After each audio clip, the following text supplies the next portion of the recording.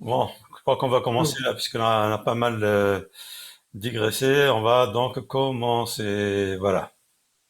on est au chapitre 8, c'est ça? Donc, on est au chapitre 8, c'est vrai, mais je pense qu'on va quand même, malgré tout, on avait promis la semaine dernière de finir avec le Abravanel. Je sais pas si si vous voyez quelque chose. Non, on voit rien. Vous voyez rien. Ah, alors on va faire ça. Alors, ça lui plaît pas, alors on va faire ça. Et là, est-ce que vous voyez quelque chose? Oui, là, Abravanel, on voit Très bien, Abravanel. très bien. Asheila Rishona. Voilà, donc sur le chapitre 7, on avait plusieurs questions avec le Abravanel. Excuse-moi, est-ce que tu peux agrandir un peu le texte? Exact, absolument, oui, évidemment. Parce que Évidemment, c'est. c'est vrai, c'est vrai. Ça va comme ça? Ah, c'est très bien. Bien. C'est très Alors, agréable comme ça. on a plusieurs questions avec le Havre-Vanel et donc plusieurs réponses avec le Havre-Vanel. La première question, c'est la suivante. Im achan hata bechelko min ha'cherem, pardon, belakro min ha'cherem.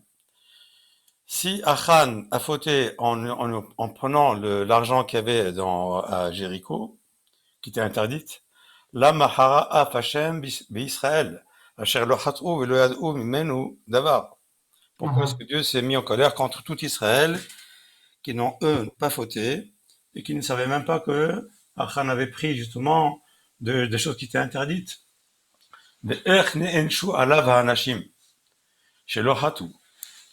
Et comment se fait-il justement que 36 personnes ont été donc punies de mort, puisqu'elles ont péri dans la guerre, ces 36 personnes, ces 36 soldats, Velo ne'anash az hachan shechata.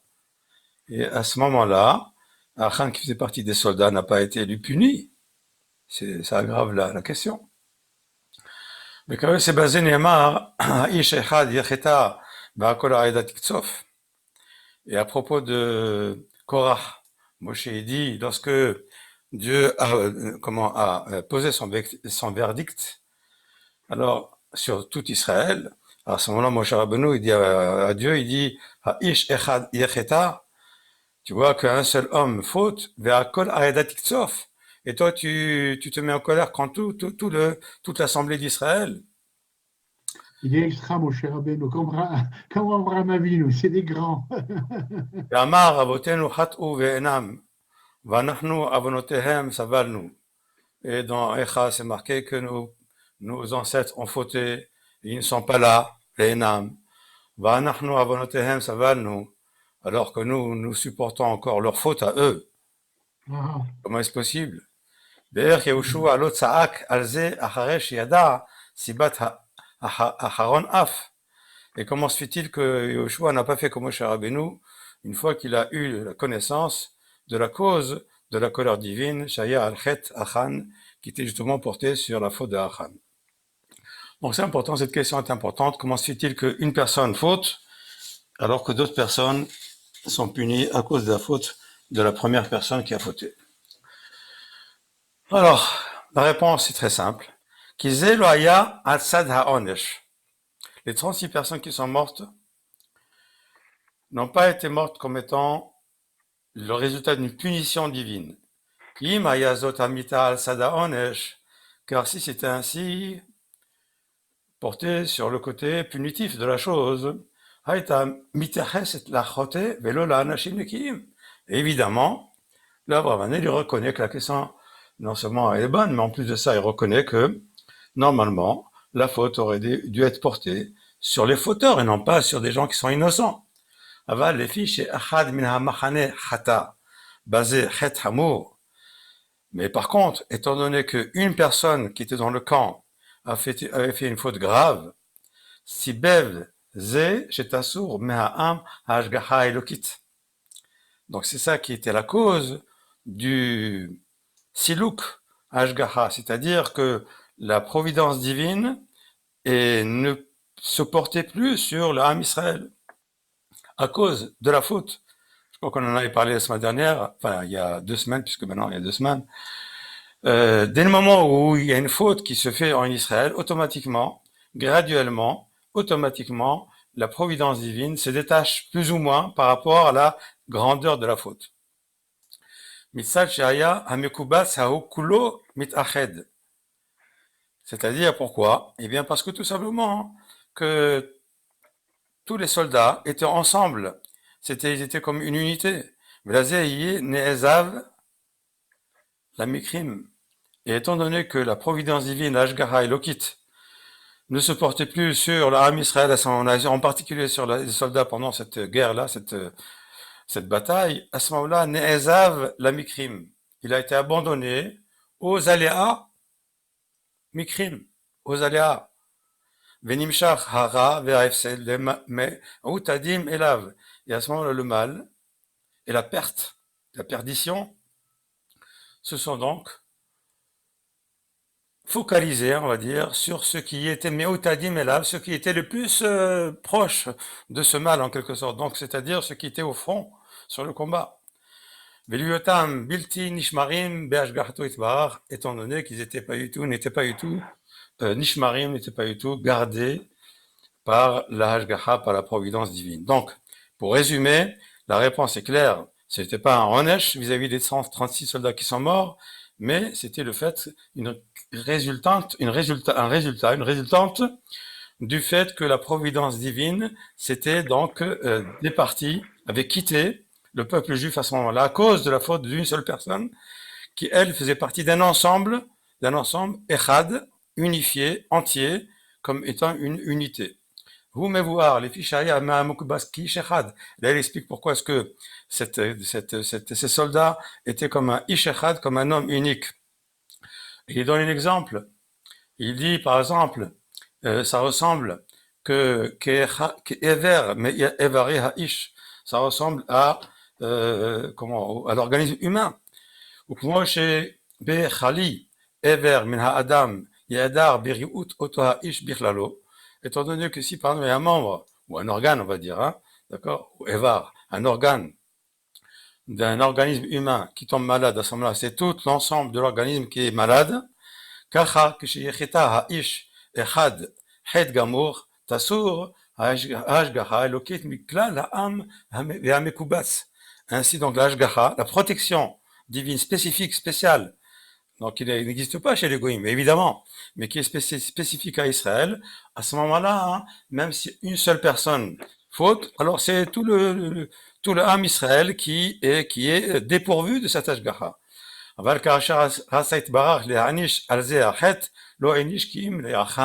Mais par contre, lorsque Dieu a voulu punir sur la faute en question, il a puni que Achan. Comme on l'a vu par la suite, uniquement Achan a été puni à cause de ça. Ça, c'était donc la première question. Deuxième question. Ça vous intéresse, ces questions du Abravanel ou non? Évidemment, évidemment. Évidemment, très bien, bravo. Deuxième question. Lama nistaro kolkar Yehoshua vekol zikni Israël al mitat shiloshim veshisha ish.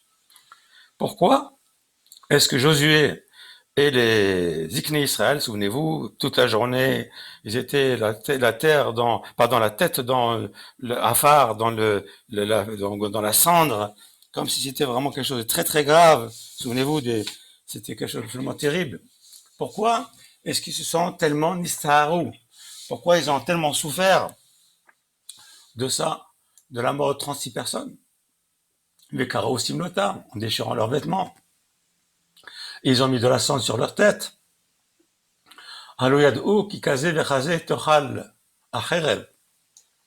N'est-ce pas qu'ils savaient très bien que quand on va à la guerre, il y a toujours des pertes humaines. Vafalpi sheye tochal acherev. Ici, vous voyez, c'est l'épée, elle mange en quelque sorte, hein, c'est ça que ça veut dire. Hein. Je ne veux pas traduire mot à mot. D'accord.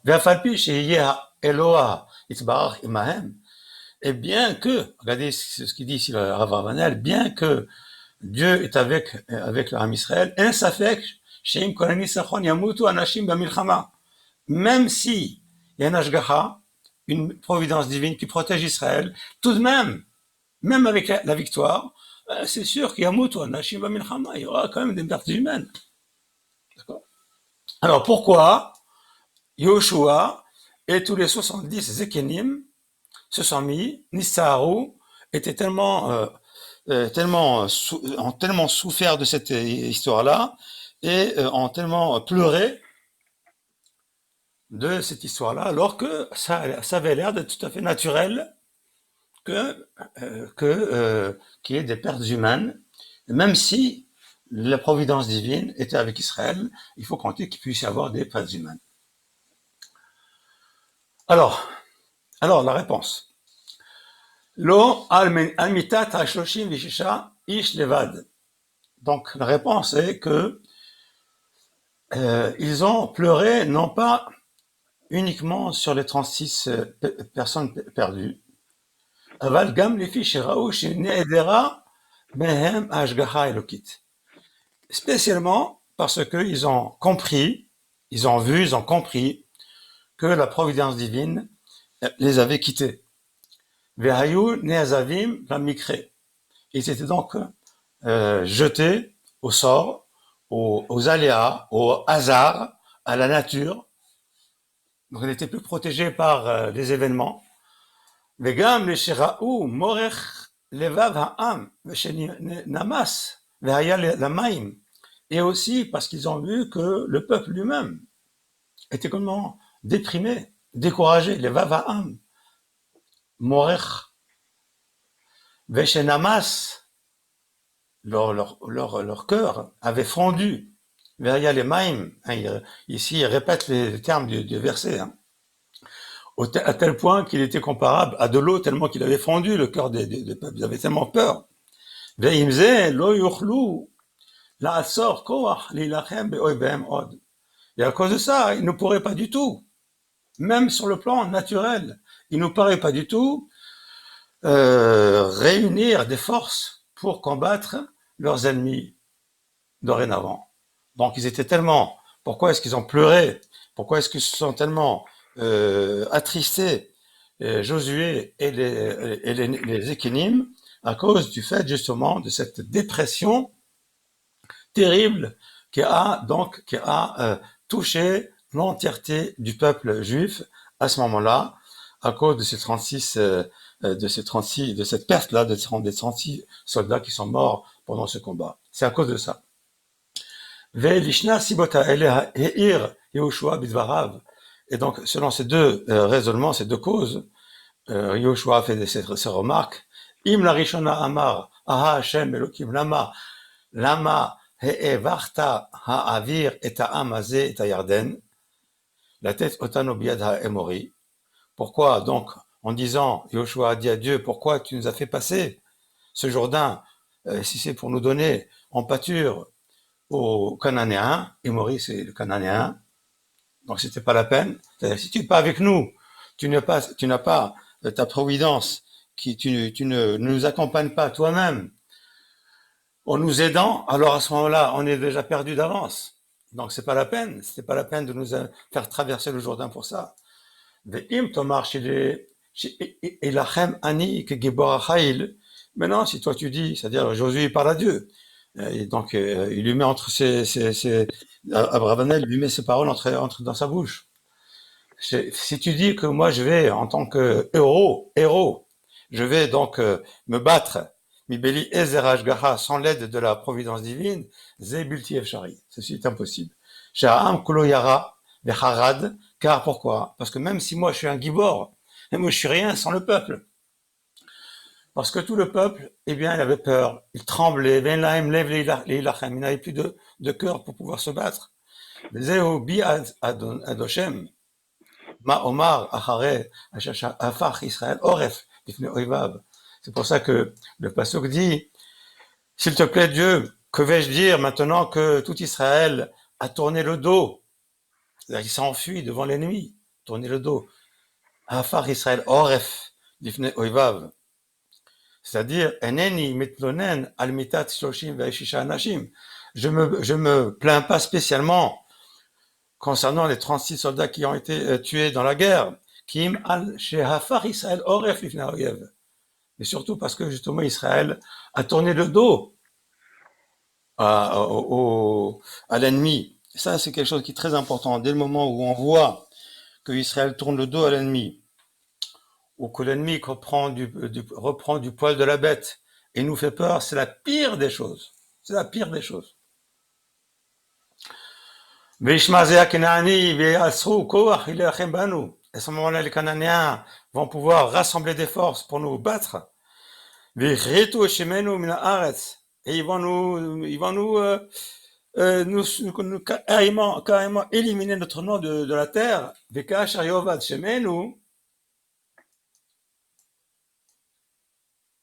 Bon, enlever ça, excusez-moi.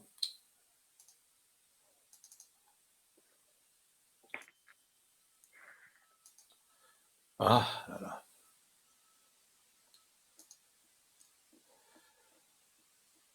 Et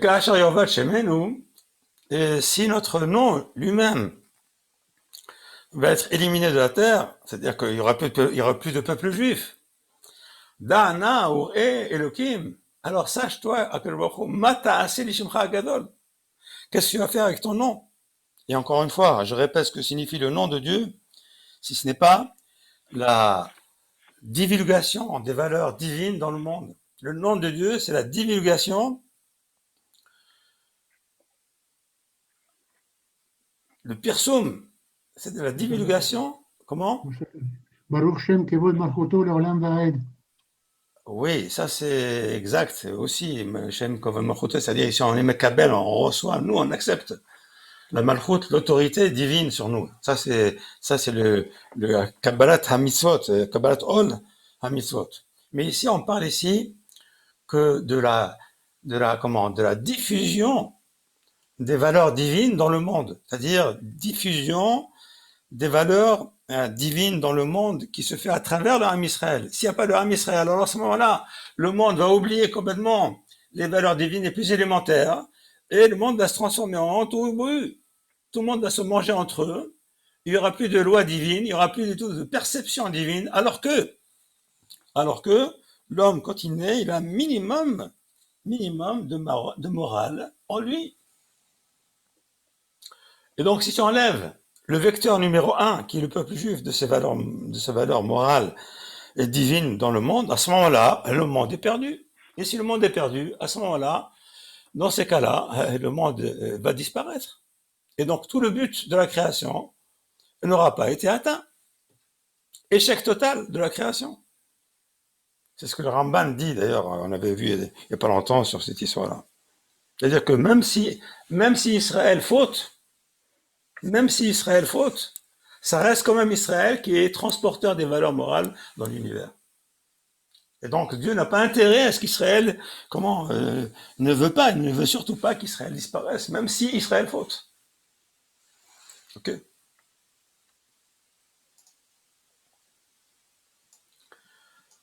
Quatrième,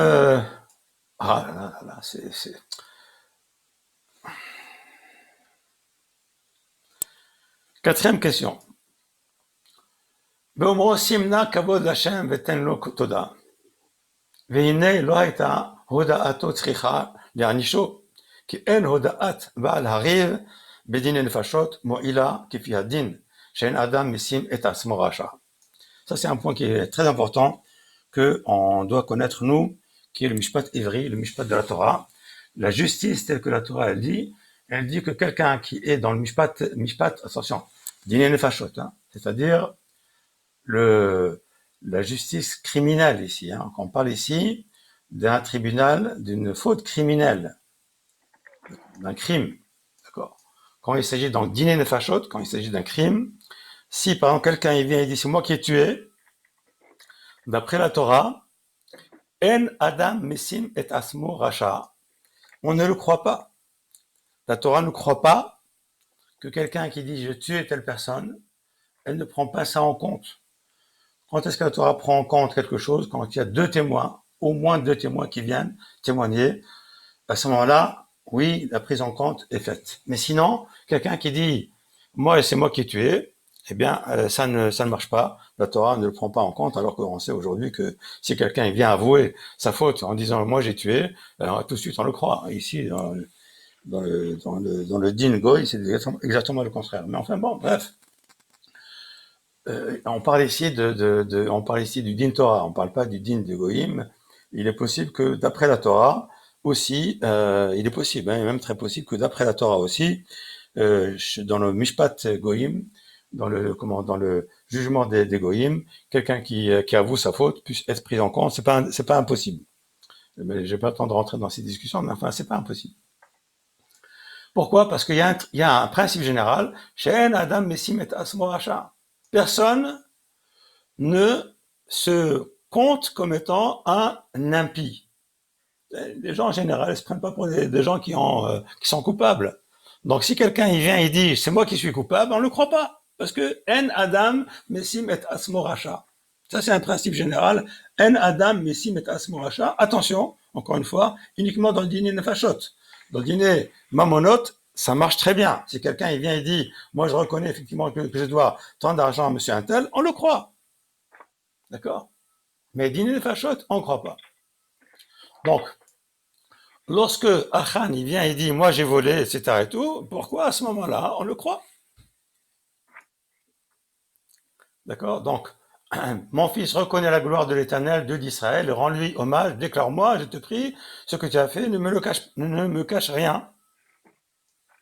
Alors pourquoi est-ce que On le croit pourquoi parce est-ce qu'on que a trouvé. Il a dit où pardon? c'était, il a dit où c'était, on est allé, on a trouvé le bulletin.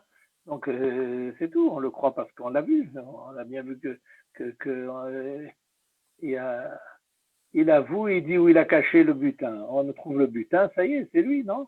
Voilà, d'une part surtout, ça c'est vrai d'une part, mais ça pourrait être par exemple son copain qui a volé, c'est pas lui aussi, on peut dire ça aussi.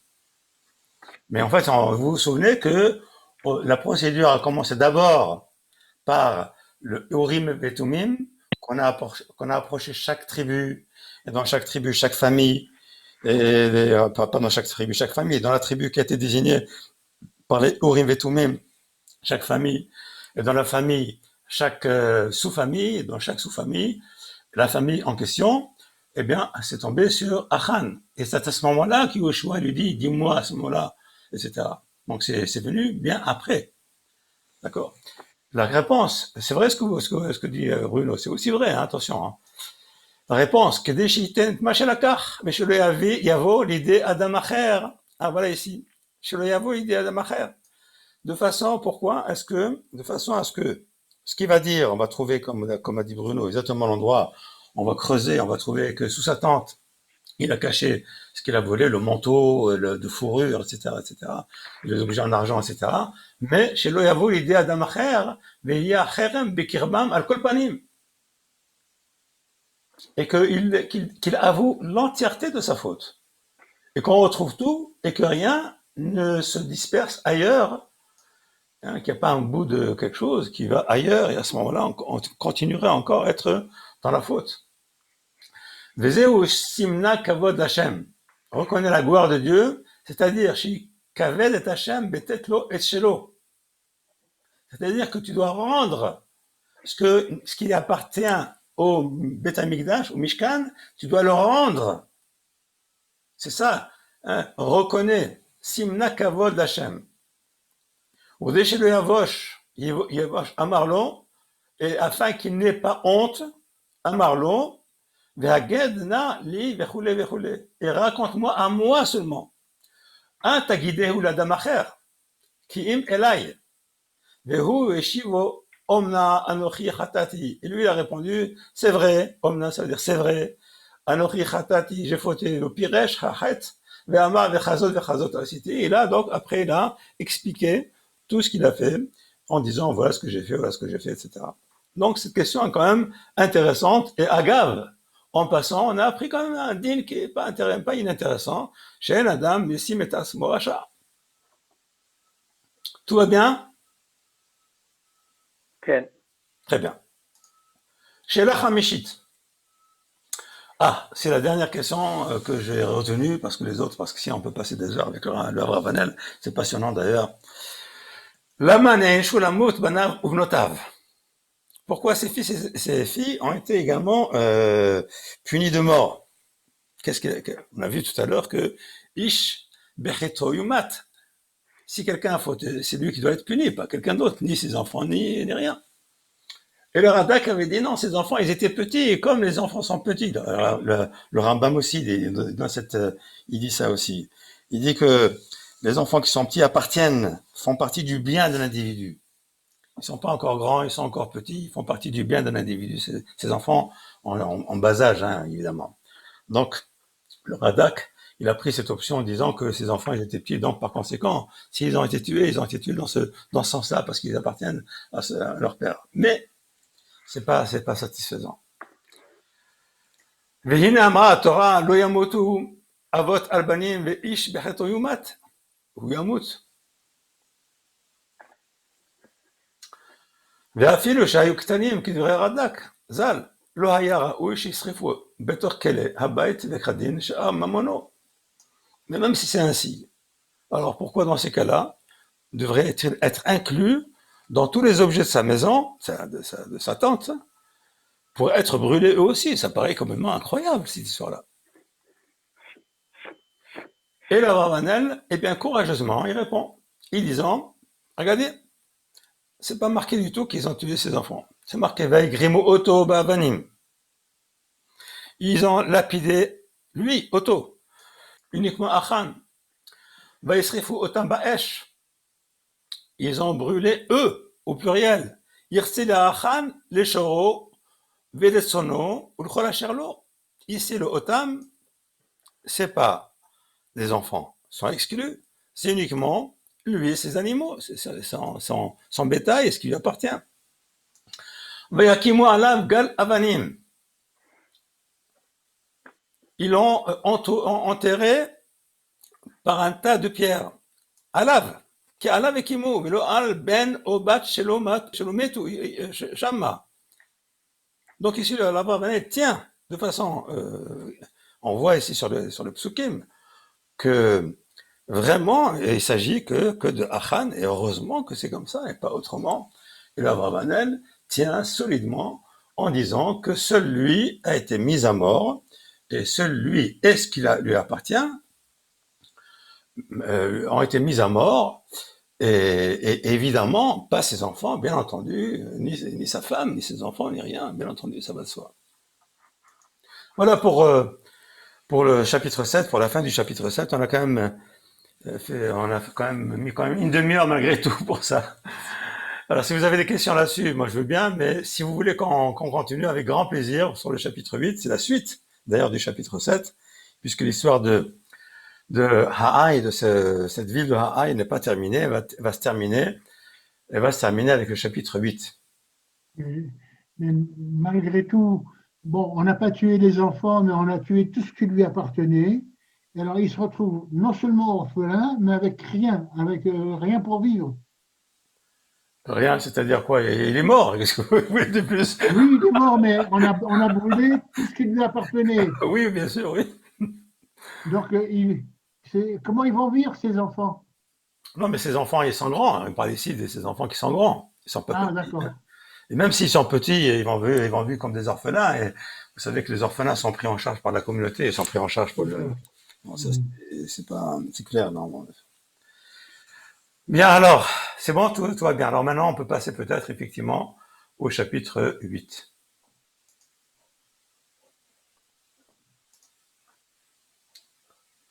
Voici le chapitre 8. Vous voyez quelque chose ici? Oui. Très bien. Alors, chapitre 8. Le sommaire, Tochen. On va voir donc trois grands points. Et avant, il y aura une introduction, que je vais faire tout de suite d'ailleurs. La différence qu'il y a entre Yericho. Oh là, qu'est-ce qui se passe là? Pardon, excusez-moi. Faux mouvement.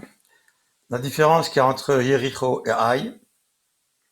Et Ha'ai, pardon, pas Haï, mais Ha'ai. Contrairement aux traductions françaises. La ville s'appelle Ha'ai, elle s'appelle pas Haï. Mais ici on dit La'ai, pourquoi? Parce que le He, oui, le He disparaît pour une raison très simple, c'est que le He fait partie des 4 lettres Aha, Aleph, Hey, Het, Ain, qui sont des consonnes qui sont faibles, qui peuvent disparaître. D'accord? Donc si j'avais dit par exemple les Ha'ai, Les Aï, il n'y a pas de différence entre les Ha'aï et la Aï. Parce que le He disparaît, comme le Aleph disparaît, comme le Aïn d'ailleurs disparaît, mais le Aïn est quand même plus fort que le He. Et il se trouve en plus à la fin, donc on ne peut pas le faire disparaître. C'est pour ça que quand je dis la Aï, c'est très bien, mais le nom de la ville, c'est pas Aï, c'est Ha'aï. Première donc, la différence qu'il y a entre Jéricho et Ha'aï. Deuxièmement, Achanat Akrav, préparation donc de la guerre, du combat, de la bataille, pardon. Troisièmement, et enfin, Mahalach Akrav, donc le déroulement de la bataille. Mais avant, je voudrais vous faire une petite introduction, si vous voulez bien, avant de commencer toute cette histoire-là.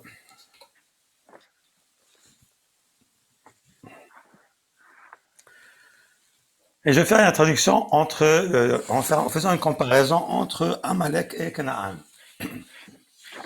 Notre rapport qu'il y a entre notre rapport vis-à-vis de Amalek et notre rapport vis-à-vis des habitants de Eretz Canaan. Alors, Amalek, on a une mitzvah, qui est la mitzvah de Timchet es Zecher Amalek. D'accord? On a une mitzvah de éliminer Amalek entièrement. Au point que même son Zecher, que même son souvenir soit éliminé. C'est-à-dire vraiment une élimination totale et complète. Pourquoi? Eh bien, souvenez-vous que Amalek est un peuple qui est un des descendants de Édom, un des descendants de Esav,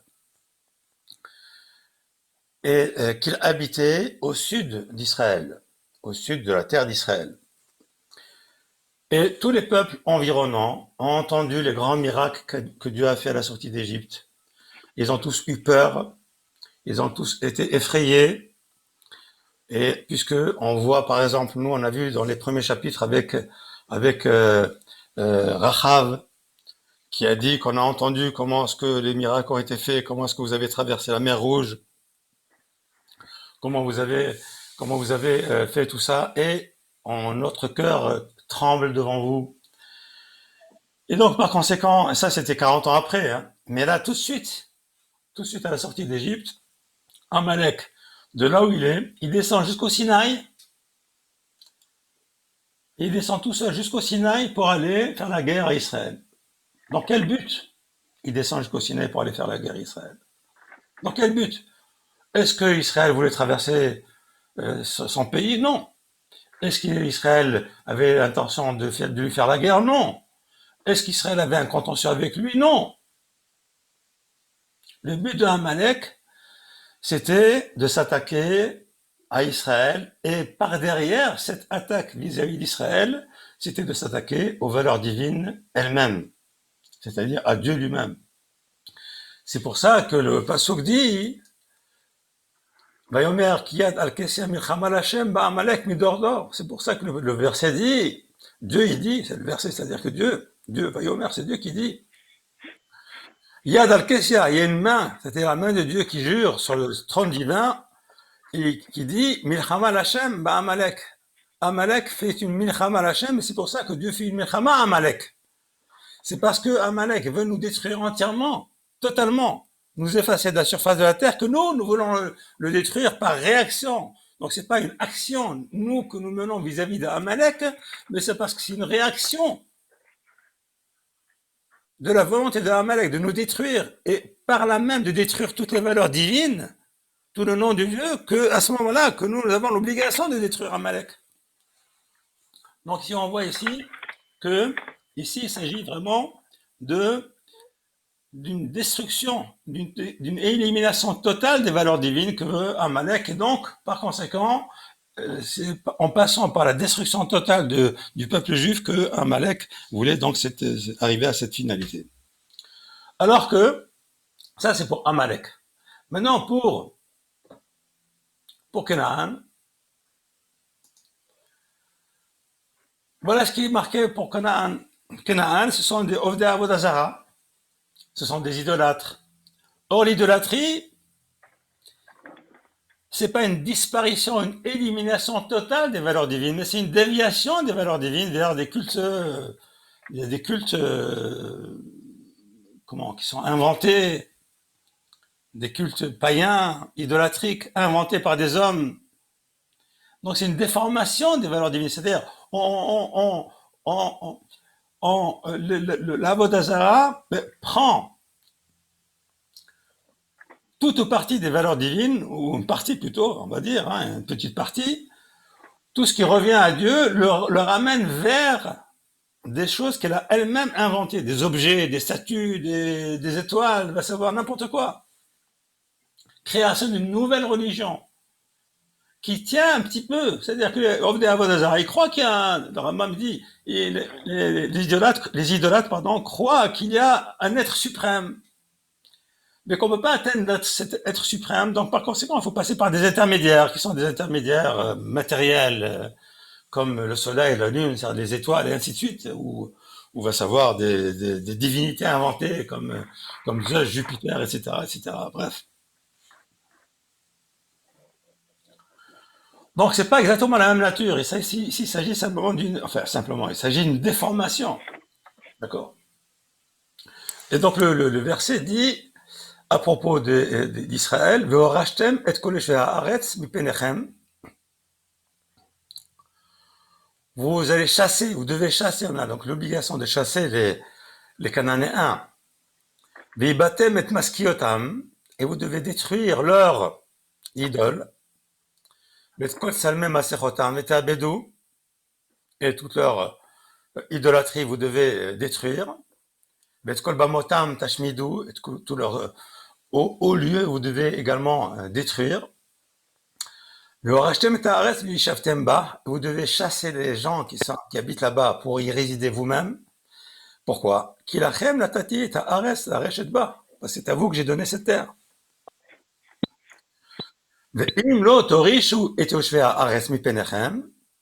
Et si vous ne chassez pas les habitants de ce pays-là, de Canaan, et ce sera lorsque vous allez en laisser certains, alors les sikim, ils seront comme des pointes, des aiguilles dans vos yeux, comme des aiguilles sur vos côtés. Ici, ce sont des expressions entières. Sikim be'enechem, vesninim besidechem, ce sont des expressions qu'on voit même par ailleurs. Betzaraotchem vont vous oppresser par des guerres, par tout ce que tu veux. À la Ares Asharatem Yoshvimba, sur la terre que vous allez, dans laquelle vous allez résider. Ve'ayak kasher damiti la asotahem et selachem. Et de la même façon que j'avais l'intention de leur faire à eux, c'est-à-dire de les éliminer, de chasser de cette terre-là, alors je ferai à vous, je vous chasserai de cette terre. Et comment est-ce que Dieu va nous chasser de cette terre? Il va pas nous chasser comme ça. Et s'il nous chasse, c'est dans la mesure où, étant donné que on a laissé des résidents cananéens dans la terre d'Israël, donc automatiquement, ce qui va arriver, c'est que les Juifs, certains en tout cas, ou une partie plus ou moins grande, vont adopter les cultes et les minhagim et les mœurs de ces Cananéens, et progressivement, les enfants d'Israël vont eux aussi faire la Avodah Zarah, vont eux aussi tomber dans l'idolâtrie, et à ce moment-là, ils vont être coupables, et quand ils seront coupables, à ce moment-là, eh bien, ils seront chassés. Dieu va laisser faire les choses, et ils vont être chassés, comme à la vie, l'histoire nous l'a montré par la suite. Donc ici, ce que nous avons, l'obligation que nous avons, c'est de libérer la terre d'Israël de toutes sortes d'idolâtrie. Donc c'est un degré inférieur par rapport au degré de Amalek. Donc on s'entend bien ici. Et ce point-là est important parce qu'on va voir, à propos de Haï, on va voir justement quelle a été la conduite des enfants d'Israël vis-à-vis de Haï là aussi. Voilà, donc j'ai terminé pour cette introduction, un petit peu longue peut-être, mais je crois que c'est important de mettre au point ce genre de concept, parce que sinon, on ne sait plus très bien.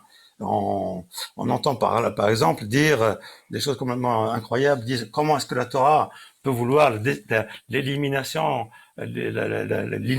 totale d'un peuple. Bien sûr que non, la Torah ne veut pas éliminer aucun peuple. Bien entendu, Dieu ne veut éliminer aucun peuple. Bien évidemment, ça va de soi. Mais alors Amalek, la réponse, Amalek, c'est lui qui a voulu les éliminer, parce qu'il s'attaque à Dieu directement. Et on le voit dans les versets. Et on a vu dans l'histoire, d'ailleurs, comment ça s'est passé. Mais le Rambam ajoute dans Ilchot Teshuvah, il rajoute que si Amalek fait Teshuvah, on n'a pas à l'éliminer. Purement et simplement. Il n'y a rien qui, Shum Davar lo omed lifnei Teshuvah. Rien ne peut se dresser contre la Teshuvah, même si c'est Amalek. Voilà, donc, revenons ici. Voilà, très bien. Alors, je ne sais pas euh, si vous avez, j'espère en tout cas, bon, que vous avez pris la mesure de ces deux notions-là qui sont très, très importantes pour nous et pour notre histoire à nous et pour notre vie dans la terre d'Israël, qu'on se rend compte de quoi on parle exactement. Alors allons-y. Vous avez une question là-dessus? Pas de réponse, donc bonne réponse. Allons-y. Pardon, encore là. C'est dans les réponses de Yitzhak Abarbanel. Comment on peut imaginer qu'il n'y ait pas de Hashgaha, même dans le Choser Hashgaha? Il y a une petite Hashgaha peut-être, vraiment. C'est encore une fois, la Hashgaha, c'est pas quelque chose qui est binaire, ou tout ou rien. La Hashgaha, c'est quelque chose qui est. Parce que là, qu'est-ce qu'il dit? Il dit en fait, ok, regardez, vous vous dites très bien, c'est la différence entre dans le Yigdal, entre Yutan et Noten. Noten le Rashara Kerishato, et il y en a qui disent Yutan le Rashara Kerishato. C'est-à-dire que il suffit de retirer l'Ashgaha, c'est-à-dire que par notre conduite, on éloigne la présence du préserve, ok? On éloigne sa présence, Ashgaha, et du coup, les lois de la nature se mettent en route. S'impose à nous. Exactement. Ok, donc si on est fort, on est fort. Mais apparemment, on est fort que grâce à lui. Ok, parce que s'il n'y a pas d'Ashgaha, le peuple juif, je ne sais pas qu'est-ce qui peut devenir. Exact. Le Ben Ezra dit exactement ce que vous dites. Il dit, le peuple juif n'est pas un peuple qui a une bonne étoile au niveau de sa force physique. On est, Voilà. non. Il dit, on n'est pas un peuple conquérant. On va pas tuer les gens comme ça. Depuis le début, nous sommes un peuple nous sommes gentils en général. Donc, par conséquent, on est exposé automatiquement au niveau de la nature, on est exposé à être dans un état de danger. On est nous-mêmes dans un état de danger, automatiquement. Voilà. Donc, on a besoin d'une Ashgaha. C'est-à-dire qu'on n'est pas des loups, on n'a pas été fabriqué loup. Non. On n'a pas été fabriqué liou, bien que notre siman, ça soit le lion de Juda, mais on n'a pas, ce lion, on n'existe que grâce à l'Ashgaha. Exact. Extraordinaire. Hein. Mm-hmm. C'est pour ça que Bilham, il a compris cette histoire-là. Bilham a compris cette histoire-là. Il a compris que sans Ashgaha, le peuple juif est tellement fragile qu'on peut faire ce qu'on veut de lui. Qui a compris? Amalek, il a eu un coup de fil. Non, Bilham, il a compris ça. Bien, continuons alors si vous voulez bien.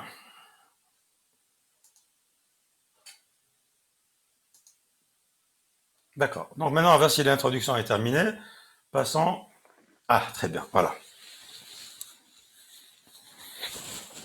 Alors, essayons d'identifier maintenant l'endroit où a eu lieu donc ce combat de Ha'aï.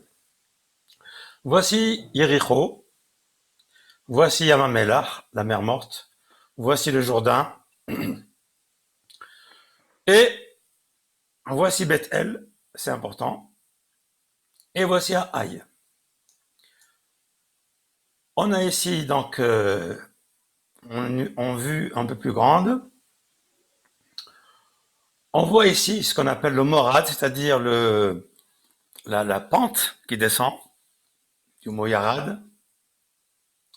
Là où le flanc, oui, absolument. Donc, Ha'aï se trouve en haut et le flanc se trouve ici. D'accord? Je ne sais pas si on a le temps. Oui, on va peut-être faire un petit tour sur sur Google Earth peut-être avec l'aide de Dieu, juste pour voir un petit peu l'endroit, la topologie de l'endroit. Et donc nous sommes vraiment, vous voyez, nous sommes à l'ouest de Jéricho, donc à l'ouest par rapport au Jourdain. Nous sommes dans la partie montagneuse déjà, on arrive ici, dans la partie montagneuse. Ici, vous voyez la route 60, si je ne me trompe pas, comme ça je dis ça au hasard, parce qu'elle passe par Bethel, la route 60. Voilà, en gros, voilà, c'est à peu près ça. On va essayer d'aller sur Google Earth si vous voulez pour voir. J'espère qu'il va pas se planter, Google Earth, parce qu'il arrive de se planter souvent, malheureusement. On va essayer d'y aller pour voir un petit peu ce qui se passe. Et vous montrer surtout quelque chose qui est intéressant, c'est que vous voyez quelque chose là, non? Pour l'instant, encore rien du tout. Enfin, on voit Google Earth. D'accord, c'est bien, ok. Google Earth. Ça va arriver. Il est en train de monter, ça va, il arrive, il arrive.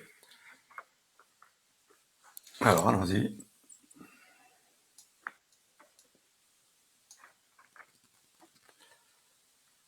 Allons-y, allons-y.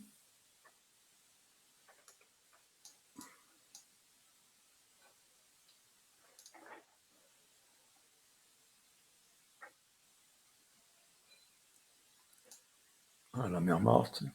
Jéricho. Jéricho.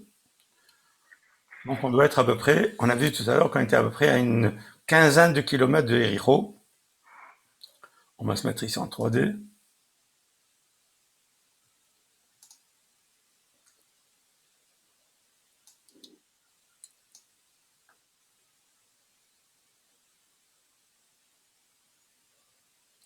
Voilà Jéricho. C'est plutôt ici. L'ancien Jéricho se trouve plutôt ici. Où ça? Ici, à En El Sultan. C'est ce qu'on dit, hein, grosso modo, à peu près. Hein, c'est pas le nouveau Jéricho, c'est plutôt ici. Hein. L'ancien Jéricho se trouve à peu près ici. Vous voyez déjà tout de suite que ça monte. Donc, Bethel se trouve ici. On est à peu près ici. On est à peu près à ce niveau-là. On va essayer de suivre ici ce Nahal, ce Wadi.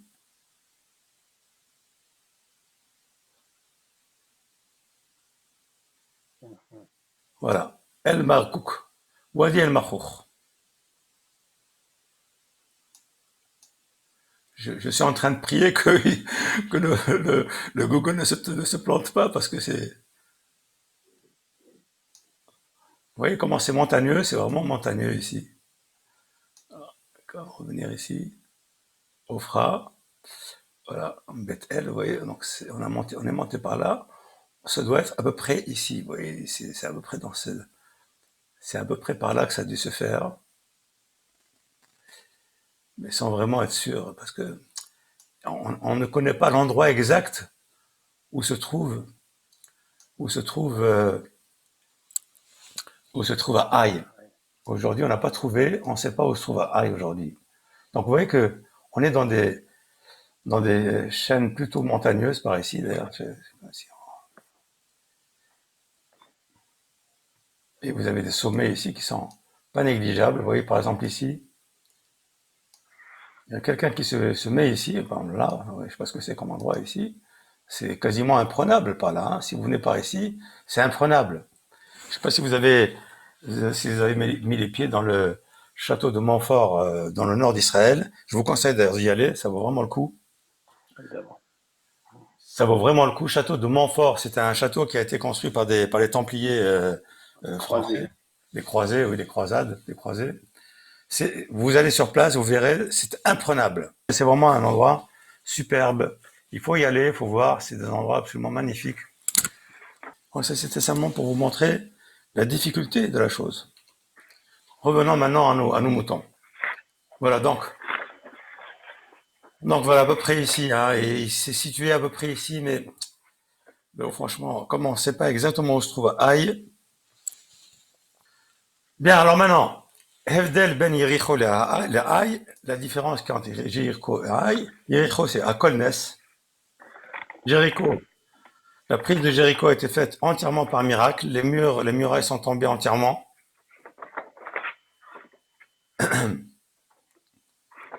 c'était entièrement nissi, entièrement miraculeux. Et parce que c'était entièrement miraculeux, hein, alors tout comment, tout a été incendié, sauf ce qui était en or, en argent, en métal, en fer, etc. Et tout ça, ça a été donc l'acquisition du Mishkan, du Beth Amikdash. Donc ça n'appartenait à personne, ça appartenait uniquement au Mishkan parce que tout était Nissi. Alors que pour Haï, tout était Tiv'i, Akol Tiv'i, Im Ezrat Hashgacha, avec une aide de la providence divine. On va voir où se situait la providence divine. Et là-dessus, nous voyons tout de suite le commentaire du Malbim du 19e siècle. Alors, le verset, il dit, tu traiteras Haï et son roi comme tu as traité Jéricho et le sien. Toutefois, vous pouvez capturer à votre profit les dépouilles et le bétail. Donc ça, c'est la première chose. Ça, Dieu dit à Yeshua, voilà comment il faut traiter Haï, exactement comme Jéricho, avec deux exceptions. La première, c'est que le butin vous appartient et non pas au Mishkan, non pas à Dieu. Et deuxième chose qu'il lui dit, il lui dit, et c'est ça, je pense que c'est là que l'Ashgaha s'est faite, Yoshua c'était un navi, c'était un prophète, il lui dit, donc, monte une embuscade en arrière de la ville. Et lui, donc, il lui envoie un tuyau, il lui dit, je te donne un tuyau qui va marcher à tous les coups, donc, établis-toi une embuscade en arrière de la ville, et Yoshua a tout de suite compris que le but de l'embuscade, c'était de faire sortir le but de l'embuscade, c'était de faire sortir les gens de Haï, les soldats de Haï à l'extérieur de la ville, de les obliger à sortir et de les prendre en tenaille dans un piège, qu'on va voir en détail par la suite. Vayomer Hashem El Yehoshua, Al tira ve'al techat, n'aie pas peur, ne crains pas, car imecha et kol ha'am milchama, vekum ale Haï, donc je donne entre tes mains le roi de Haï, Vet Amo et son peuple, Vet Hiro, Vet Arso, sa ville et son terrain, parce qu'il devait avoir évidemment des terrains autour. Tu feras à Haï et à son roi ce que tu as fait à Jéricho et à son roi, c'est-à-dire brûler la ville complètement. D'accord. Rak Shlala ou Behemta, à l'exception de son butin et de ses animaux, vous les prenez en butin, en tant que butin. Sim lecha orev, fais-toi donc une embuscade, la ir me'achareha, donc fais-toi une embuscade derrière la ville. Et c'est grâce à ça que justement la ville de Haï, va être prise. Ce que nous dit ici maintenant le Malbim, Behemta, Shesham hecherim otam, donc, c'est-à-dire, Behemta, c'est-à-dire ici, sur Jéricho, les animaux étaient également devenus interdits. Atatavuzolachem, ces animaux devront être maintenant votre butin à vous, qui pour lohiya kivush kulon ici, car ici, la prise de la ville ne sera pas entièrement entièrement miraculeuse, que Moshe Aïta, les filat Romat Jéricho, comme a été donc la prise de la ville de Jéricho. Chez la reine, Higdishu Hashlal, que là-bas, dans Jéricho, ils ont entièrement interdit, ils ont mis tout le shalal, tout le butin en Hekdesh, consacré uniquement au Beth Amikdash, au Mishkan. Rakiye alédé Tachbulat Milchama. Donc la prise de Haï sera faite uniquement par une ruse guerrière.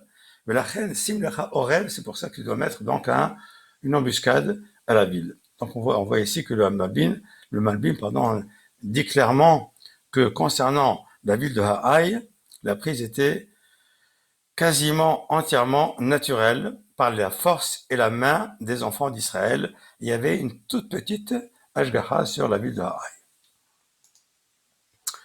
Maintenant, Khatakrav, la préparation de la guerre, la préparation de la bataille. Donc voilà ce que fait Josué, il choisit d'abord 30 000 hommes, ouais, 30 000 hommes, soldats d'élite, pas n'importe qui. Donc vraiment, Yahushua a mis toutes les chances avec lui, qu'il fit partir la nuit, en leur donnant cet ordre. Voyez, vous allez vous mettre en embuscade derrière la ville, pas trop loin, afin d'être à portée d'agir.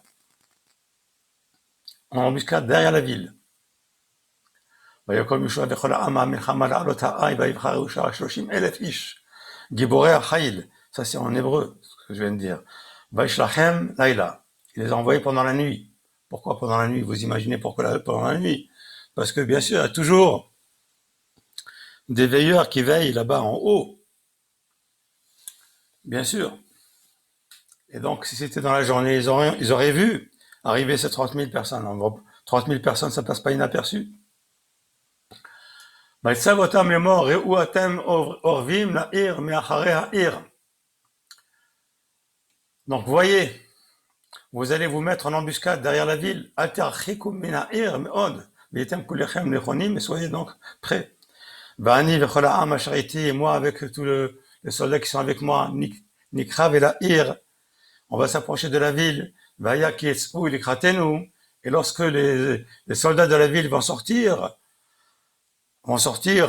pour nous attaquer, Kacher, Barishona, comme ils ont fait la première fois, Venasnu Lifnehem, alors nous allons nous enfuir devant eux, pour justement provoquer à ce qu'ils viennent courir derrière nous. Viasou Acharenu, Atikenu Otam, on les a poussés à sortir de leur ville, c'était ça le but. Mina'ir, Kiyomru, Nassim Lefanenu, parce qu'ils vont dire, ou ils ont dit, pardon, Nassim Lefanenu, ils sont en train de s'enfuir, les Juifs sont en train de s'enfuir devant nous, Kacher Barishona, comme ils ont s'enfuient devant nous la première fois, Venasnu Lifnehem, et nous, on va s'enfuir devant eux, on va simuler une fuite devant eux, ils vont sortir de la ville, et alors là, les 30 000 qui sont en embuscade vont pouvoir agir à ce moment-là et prendre en tenaille tous les soldats de la Haï qui sont sortis de la ville à notre poursuite. Et nous, à ce moment-là, nous, on va se retourner contre eux aussi et seront pris en tenaille. Ve'atem takumu me'ha'orev ve'orashtem et ha'ir, et vous allez vous sortir de l'embuscade, ve'orashtem et ha'ir, et vous allez faire fuir les habitants de la ville. Untana Hashem Elokechem be'yadchem, et Dieu va vous mettre cette ville entre vos mains. Ve'aya ki tosechem et ha'ir, tetzitu et ha'ir, et lorsque vous allez donc prendre la ville, vous allez mettre le feu à la ville, ba'esh, ça c'est quelque chose qui est important, il fallait absolument mettre la ville en feu, pourquoi? Parce que justement, lorsque les soldats de Ha'aï vont voir que leur ville est en feu, à ce moment-là, ils vont se dire, tiens, qu'est-ce qui se passe? Pourquoi la ville est en feu? Et donc, ils vont se retourner pour aller retourner vers la ville, qui est en feu. Ils vont abandonner leur poursuite, ils vont se retourner vers la ville qui est en feu pour aller éteindre les incendies éventuellement, parce qu'ils vont croire qu'il y a un incendie. Et là, ils vont rencontrer à ce moment-là les 30 000 hommes qui sont en embuscade, qui se sont mis justement devant la ville.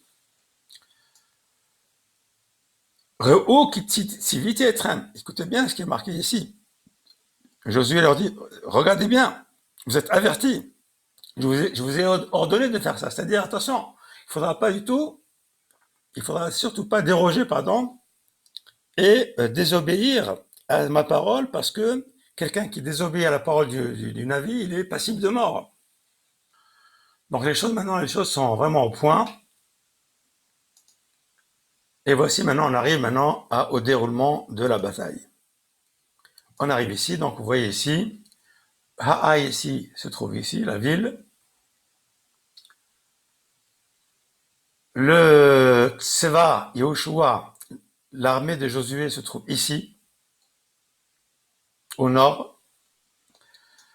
L'embuscade Ha'orev se trouve donc avant Beth-El, se trouve ici, prêt à s'avancer lorsque les soldats de Ha'aï vont aller poursuivre Yehoshua, eux ils vont se mettre ici.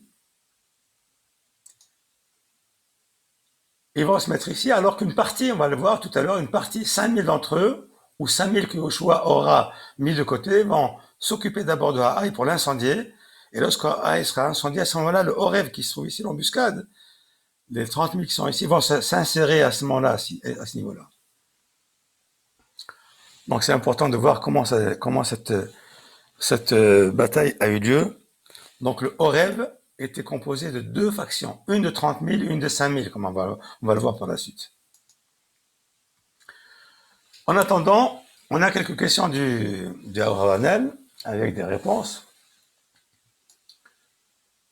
Le Abravanel dit la chose suivante. Vani ershov she'ameraglim nishtabshu beta'u bema shedivru Eloshua be'ai.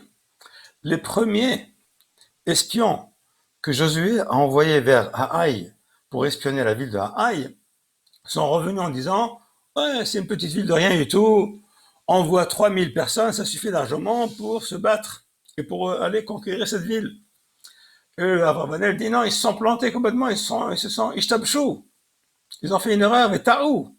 Les filles chez Haï, Blisafek, Aya, Ir, Mibtsar, parce que la ville de Haï était une ville fortifiée.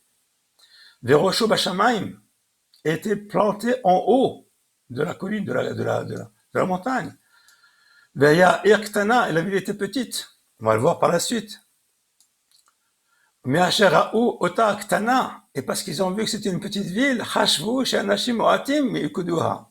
Ils ont pensé que une petite quantité de soldats juifs pouvaient conquérir cette ville. Veya Ze Meataot, c'était ça leur erreur. Les fiches Irktana Achat, Miota Betsura Geboa, étant donné qu'une petite ville qui se trouve, qui est emmurée, qui est dans un endroit qui est haut, Tiye Kashat Kibush, va être difficile à conquérir, mais à Ir Agdola, Yoshevet, Mimishor, beaucoup plus difficile à conquérir qu'une ville qui est grande et qui se trouve sur la plaine, Veoshve Harabim, et qui est remplie d'habitants. Veinit Ba'er Shaita Ha'ai Ir Ktana Betsura. Donc, on voit ici que la ville de Haï était une petite ville fortifiée, Ugvoha, et haute, mais Asher né Marsham, Vayakum Bemorad, étant donné que c'est marqué clairement que là-bas que les habitants de Haï ont frappé des Juifs, Bemorad, justement dans une descente, dans une pente. Yoré, Shahir, Aïta, Be'elion, Amekomot, ça montre bien que la ville était au sommet, justement, des endroits qui se trouvaient là-bas. Donc c'est pour ça que Abravanel dit ici que les premiers espions sont venus et ils se sont donc trempés littéralement dans leur jugement sur cette ville-là, qui est bien qu'elle soit petite, elle était donc protégée par le fait qu'elle était en hauteur, elle était emmurée, donc elle était protégée. Autre chose. Ulfishi Israël Kiblou à la Aïkalon Rav, étant donné que après le premier combat, les Juifs, ils ont subi une perte qui a entraîné une infamie, une honte. Dieu a voulu que cette fois-ci, Haï, cette ville-là, soit conquise par les voies de la guerre naturelle, dans le but justement de honorer le peuple juif, ou l'agdil ma'alatam, et d'augmenter leur niveau de confiance en eux-mêmes.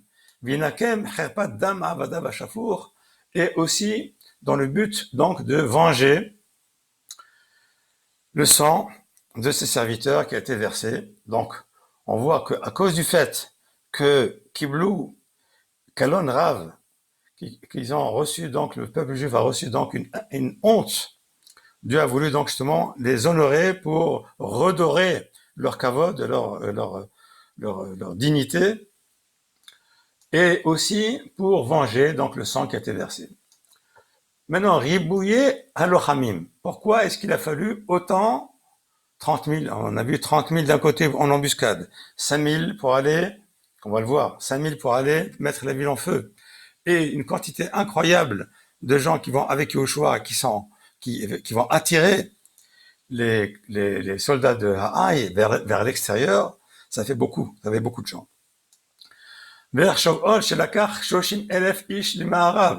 לפי שקצתם יקחו העיר וישארו בה לשרוף אותה באש, וקצתם יצאו להכות באנשי העיר. מפני זה הביא כל עם המלחמה על העיר, כדי שבהיותם רבים יצאו כל אנשי העי עליהם, באופן שתישאר העיר פרוצה מבלי יושב. Donc la raison de tout ça, c'est que justement, étant donné que les gens de Haï, voient la quantité de personnes qui sont en face d'eux, justement ceux de Yoshua qui sont de l'autre côté, eh bien ils vont tous sortir de façon à maximiser le nombre de personnes qui vont sortir de la ville pour aller combattre les Juifs, et donc de façon à vider la ville entièrement de ses habitants, maximum en tout cas, et permettre l'incendie, la mise en incendie de la ville par les 5000 personnes qui vont se mettre en embuscade aussi, et de façon aussi à prendre, donc à revers les soldats de Haï par les 30 000 qui sont mis donc en embuscade. Voilà donc les remarques que nous fait Abravanel là-dessus. Déroulement de l'embuscade, quand le roi de Haï s'en aperçut, il fit lever en toute hâte les habitants de la ville, et ils s'avancèrent vers Israël pour livrer bataille, lui et tout son peuple, à l'endroit désigné, en avant de la plaine, le roi ne se doutant pas qu'une embuscade le menaçait derrière la ville. Josué et tout Israël se laissèrent mettre par eux en déroute et s'enfuirent dans la direction du désert. Voilà. Donc tout le plan s'est exécuté comme prévu. À ce moment-là, lorsque Dieu a vu qu'effectivement les soldats de la Haï sont sortis pour poursuivre les Yoshua et tous ces soldats à lui, à ce moment-là, Dieu il dit à Yoshua, Nete Bakidon Asher Be'atra, lève ton javelot, ça ressemble à Moshe Rabbeinu, lève ton javelot, et la Haï qui Be'atra etenena, mets entre tes mains, Ba'eti Yoshua Bakidon, Yoshua donc a levé son javelot, on imagine qu'il avait levé son javelot très haut, et que même il aurait peut-être mis son javelot tendu sur une perche, Asher Be'ado el Ha'ir, Ve'orev kam mehera mimkomo, וירוצו כנתות ידו ויבואו העיר וילכדוה וימהרו ויציתו את העיר באש. À ce moment-là, le Horev, l'embuscade de 5000 personnes sont rentrées dans la ville, ils ont pris la ville rapidement, וימהרו ויציתו את העיר, ils ont pris la ville, 5000 personnes, 5000 soldats ont pris la ville rapidement, de ce qui restait bien entendu, et ils l'ont mis à feu. ויפנו אנשי העיר אחריהם, ויראו והנה עלה עשן. À ce moment-là, les soldats de Haï qui étaient donc à la poursuite des Juifs se sont retournés en vue que la ville était en feu. והנה עלה עשן העיר השמיימה, ils ont vu que la fumée montait jusqu'au ciel. ולא היה בהם ידיים לנוס הנה והנה, et ne pouvaient plus s'enfuir ni à droite ni à gauche. Be'am Hanas Hamidbar, Mirpach et la Rodef. Et à ce moment-là, donc, les soldats de Josué, qui étaient en fuite, se retournaient vers ses propres poursuivants, ses propres poursuiveurs, c'est-à-dire vers les soldats de Haï. Et donc, les soldats de Haï étaient pris en tenaille entre les 30 000 qui étaient déjà en embuscade, qui sont avancés en direction de Haï, et les soldats de Yoshua qui ont fait demi-tour pour encercler et prendre en tenaille les soldats de Haï. Ve'et melech Haï tafsu Haï, le roi de Haï a été pris donc vivant. Vayakrivo oto et Yoshua, ils l'ont apporté à Josué. Et voyez un petit peu ce verset incroyable.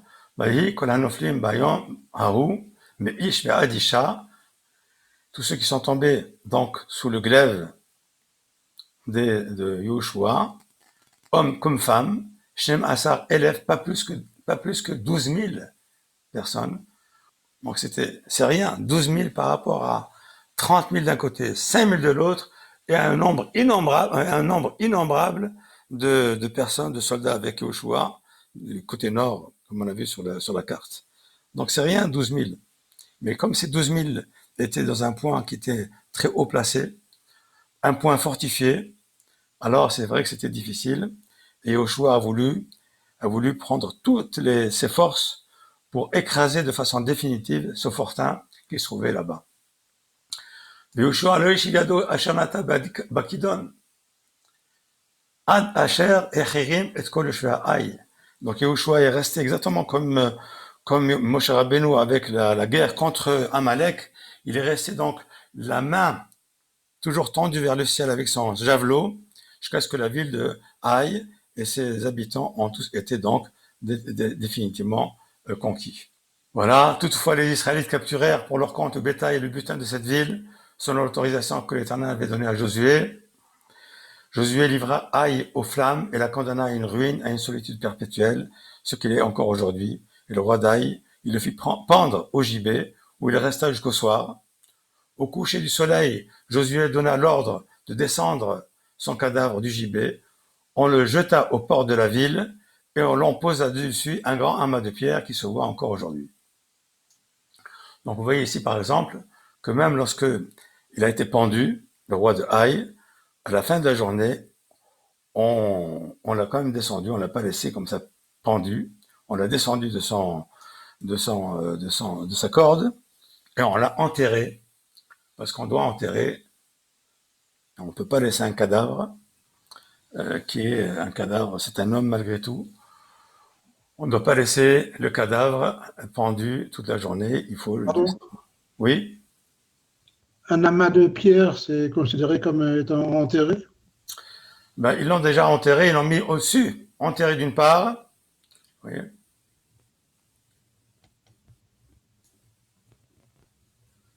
Oui, bien sûr, d'abord, premièrement, c'est considéré comme enterré, c'est sûr. Mais j'imagine qu'ils ont d'abord enterré, puis après, ils ont mis un amas. Le lamas de pierre était simplement un signe pour dire que c'est là que gît le roi de Haït, de façon à ce que ça reste comme étant, hein, qui se voit encore aujourd'hui. Bien sûr, aujourd'hui, on le voit pas, hein, mais peut-être qu'il faudrait chercher encore davantage. Mais pour qu'il soit un signe, pour qu'il soit un hacker, un signe pour les générations qui viennent, pour voir qu'effectivement, à cet endroit-là, c'était l'endroit où de la sépulture du roi de Haï. Mais on n'a pas le droit de laisser un homme, même si c'est son ennemi juré, de laisser un homme pendu, c'est interdit par la Torah, c'est clair.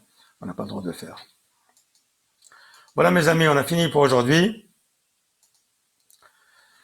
Et si vous avez des remarques ou des questions sur ce chapitre particulièrement intéressant, puisque c'est pas un chapitre, c'était 2 chapitres. On a vu pas mal de choses. La semaine prochaine, j'espère vous montrer peut-être quelques photos de ce fortin, de ce château de Montfort, qui est intéressant de voir. Je vous conseille vraiment d'aller. Bon, pour y accéder, il faut marcher un petit peu. Il y a une petite demi-heure de marche avant d'y arriver. On peut pas y aller par le train, ni par la voiture, ni rien et tout. Il faut marcher. Donc, il faut prendre des soulets de marche pour aller voir ce fortin. Mais c'est vraiment, ça vaut vraiment le coup d'y aller. Il y a pas mal de choses là-bas dans le nord d'Israël. Hein. Je vous conseille vraiment de visiter le nord d'Israël. Il y a beaucoup de choses qui sont très intéressantes. Voilà, mes amis, on a fini un peu tard aujourd'hui, 1h moins 5, c'est vrai. On a beaucoup empiété, mais c'était intéressant de finir. Alors, bien sûr, il reste dans ce 8e chapitre, il reste l'autel AUTL que Yoshua a mis sur le mont Eval. C'est la fin du chapitre.